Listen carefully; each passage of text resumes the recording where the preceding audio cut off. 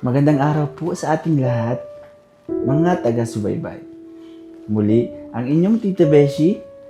Sa araw na ito, pabasahin natin ang nagpadala ng liham mula sa ating masugid na taga-subaybay na taga-Ormoc, Leyte. Bago ang lahat, nais ko po munang batiin sina Inday Pebi, Nancy Jean, Arlene Oniel, at lahat ng masugid nating sumusubaybay. Lalong-lalo na kay Ninita Scolts, Ana Ramirez Hiner, and Jean Stordibal. Sa oras na ito, hawak ko na po ang sulat at bibigyan po natin ito ng buhay sa pamamagitan ng pagsasadula. Dear Tita Beshi, ako po pala si Ana na taga-Ormoc, kaya ako sumulat para isaysay ang nangyari sa pamilya ko. Tita Beshi, 17 years old lamang po ako at ulila sa ama. 5 taong gulang pa lang ako noong pumanaw ang aking ama dahil sa motor accident. Ang aking ina na lamang ang nag-iisang nag-aalaga sa aming magkakapatid na si Pisot.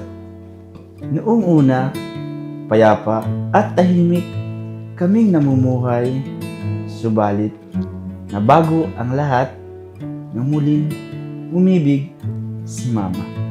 Tita Beshi, ganito ko po sisimulan ang aking kwento. Ate, parang tayong dalawa lang pong naglalaba po dito. Maganda nga yung pisot eh, kasi solo natin yung labahan. Ano?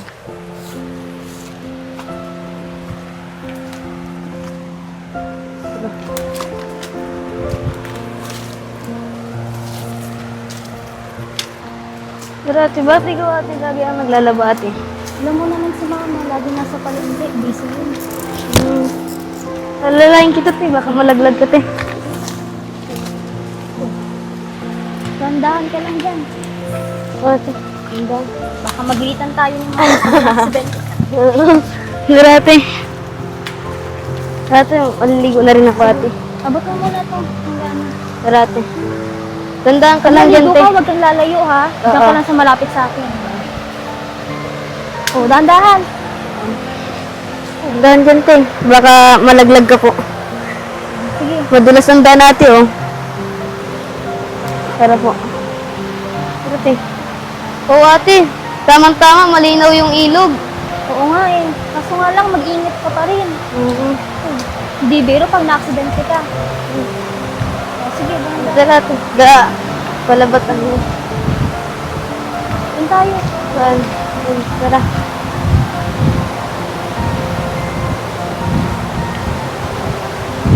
Oh, malinaw yung ilog. Tama-tama, paglaban natin ate. Sige, ilagay mo na dito. Maligo na ako ate. Saka ate pa. Oh, sakto-sakto, may sabon pa. May nakasama pa Yung ako. damit mo. Oh, Amin mo yan ha. yung damit ko. Lalabang muna ako. Sige na po ate. Ligo lang ako ate ah.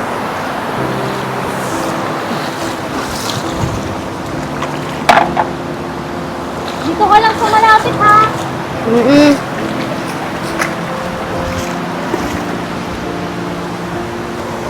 Sa akin yung damit mo piso sa lalabahan ko na to.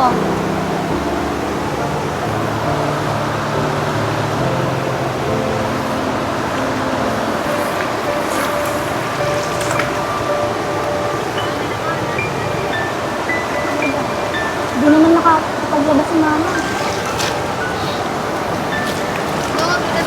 Lagyan mo ng tubig.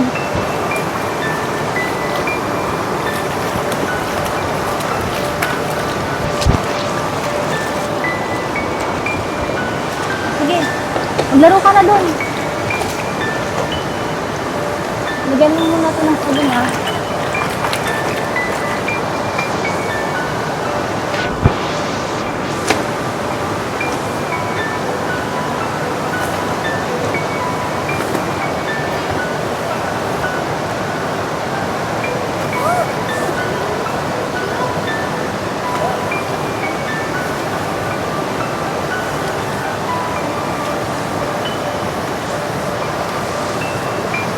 Ang layo mo na, Pisot. Bumalik ka dito.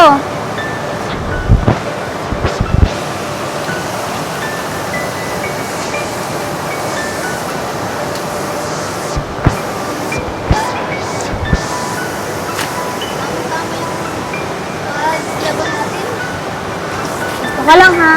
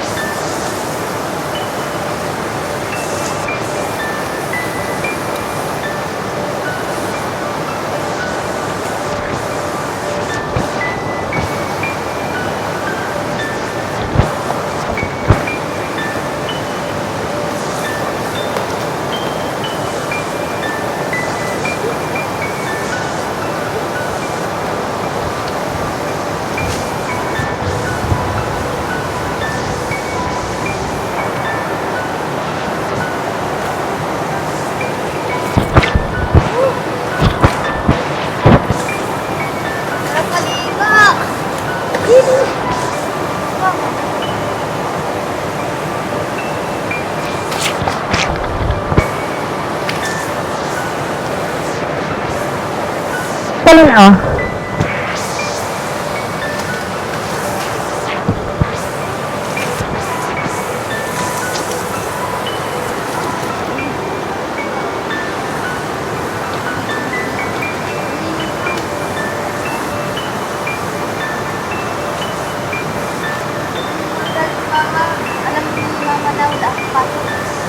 Sige.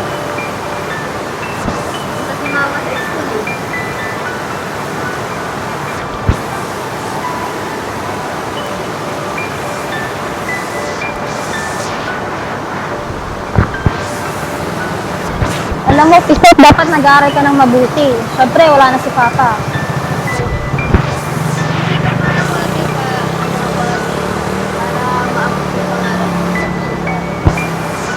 Buti na nakakapag-aral pa tayo eh. Siyempre, alam mo naman, mahina ang kita ni Mama sa palengke.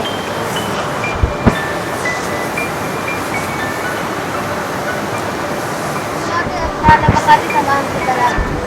Oo, dito ko palagi sa kasama ko. Siyempre, wala naman ako ibang kasama.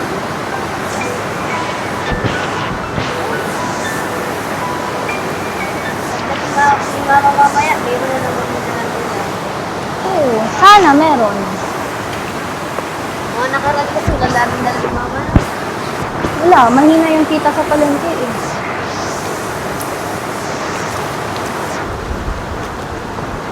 Pag malapit na ako matapos dito, dapat tapos na rin dyan sa paliligo mo, ha?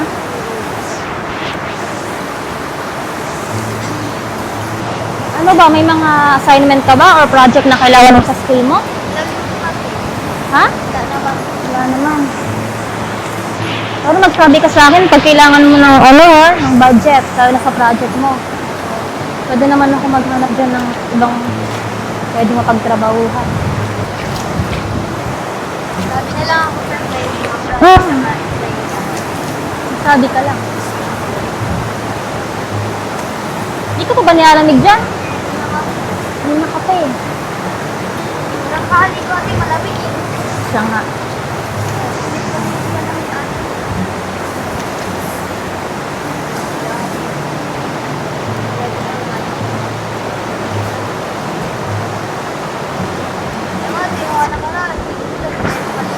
Oo nga eh. Kaya nga nakarami unti yung labahan natin dito. Hindi kasi umaaraw noon.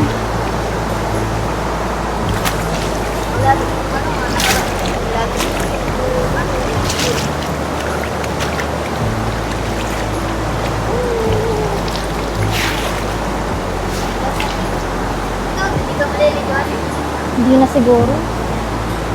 Masama rin pakiramdam ko eh.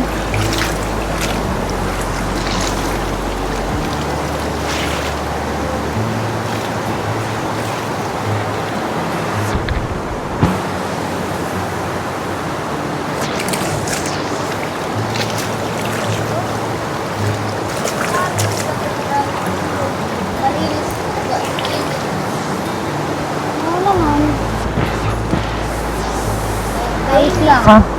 Oo. Mahirap pag maraming tao dito, dunong yung tubig.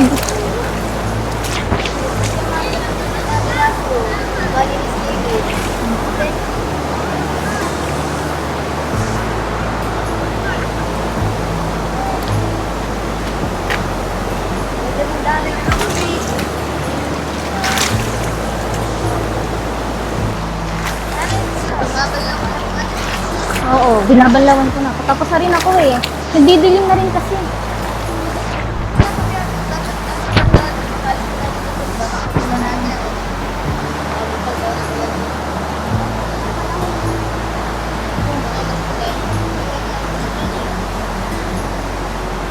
Isat, tanggalin mo ngayon naman ito. Yung tubig, tanggalin mo.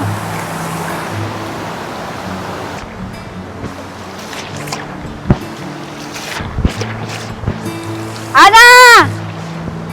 Ana! Anak! Mauwi na kayo! Wait lang po.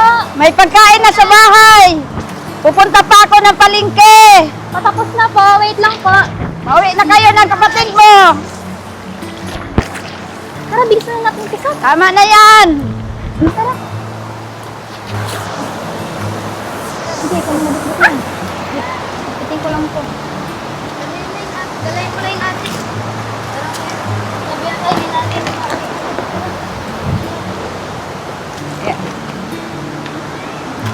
Kumilas lang ako. Ang bigas pala dito. Ewan ko na. Ano lang ako. Yan.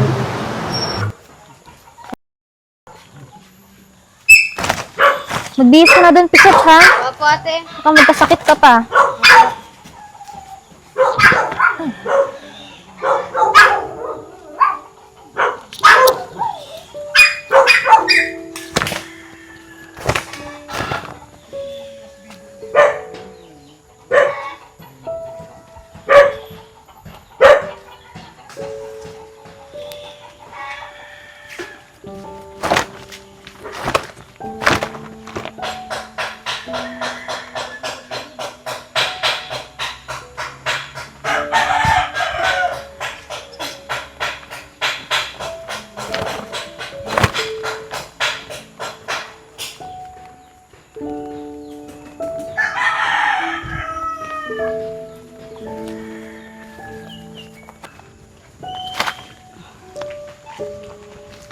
Anak, kumain na kayo maya-maya ha, ng kapatid mo. Kasi maya-maya pupunta na ako ng palengke. Sige po, mamaya po.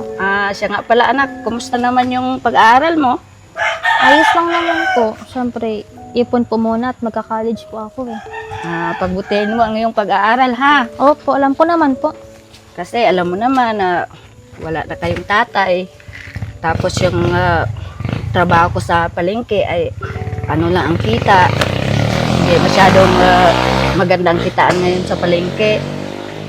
Sige, Kaya ang pag-aaral mo na ang atupagin yung dalawa ha. sige po. Ate, nakabihis na po ate. Sige na. Maganda. Ihanda mo na yung mga plato at kakain na rin tayo. Opo ate. Tapos anak, sa habang nag-aaral ka, huwag mong kalimutan yung kapatid mo. Kasi dalawa lang kayo Opo, sige po. sa bahay. Lagi ko Alagaan mo naman siya. pong binabantayan yan si Pisat eh. Okay, maganda yan anak dahil siyempre ako busy doon sa hanapbuhay ko sa palengke. At pagbutihin nyo yung pag-aaral yung dalawa. Alam nyo anak, kung buhay pa sana yung papa nyo, masipag yun. Sana maginhawa sana ngayon ang buhay natin. Kaso lang, nauna siyang kinuha ni God. Kaya yun, wala tayong magawa. Ayos na rin po yun kasi naman po na nahirapan pa po siya after no aksidente niya. At least, ngayon po nakakapahinga na po siya. Tsaka kaya naman po natin ngayon na. Ngayon po, kaya naman natin. Malusog naman si Pisot. At tsaka okay naman po yung pag-aaral ko. Mabuti yan anak. At para yung buhay pa yung dati yung tatay mo, kwentuhan namin dalawa na kailangan alagaan ko kayo, mapatapos kayo sa Natawa po pag-aaral. ako. Bulang-bula pa po yung ano. Ang bula. Basta ma, pangako mo sa amin ni Pisot na wag ka na muna mag-asawa. Kasi ang dami ko nakikita dyan na nag-asawa ulit yung mga mama nila. Tapos, hindi naman po naging maganda yung buhay nila. Mas napahirap pa po. Ngayon, okay naman na po tayo. Sana po. Ngayon, kami na lang po muna ang pagbigyan mo ng pansinipisot. Kesa naman po magkaroon pa kami ng bagong ama. Huwag kang mag-alala, anak. Kasi, nung inilibing ang iyong ama, pinangako ko na rin sa sarili ko na hindi na ako maghanap pa ng ibang lalaki, kundi siya lang. Dahil pinangako ko sa kanya nung buhay pa na wala nang hanapan ng iba. Dahil kayong dalawa ng anak ko, priority. Yun ang pinangako ko sa kanya nung siya'y nabubuhay pa. Sana po. Pero okay na po yun. Okay po tayo ngayon. Sige na po, baka po magabihan ka pa po lalo sa palengke. Balik ka na po. O siya. Papakainin ko na po si Pisot. Okay, Pisot. Tingnan mo yung ate mo, ha. Huwag kang magpalaro-laro dyan sa tabi-tabi. Kalsada. Alam mo naman ang panahon ngayon. Kayo lang dalawa dito sa bahay, ha. Ingat po. O, Sige sige, po. Ingat po. Ana. Ingat Sige. Apo, ingat po. Makain na rin po kami, ma.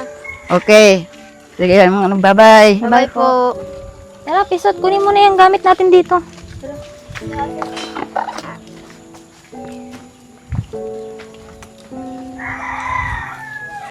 Tita Beshi, masipag ang aking ina kahit yung nabubuhay pa si Papa.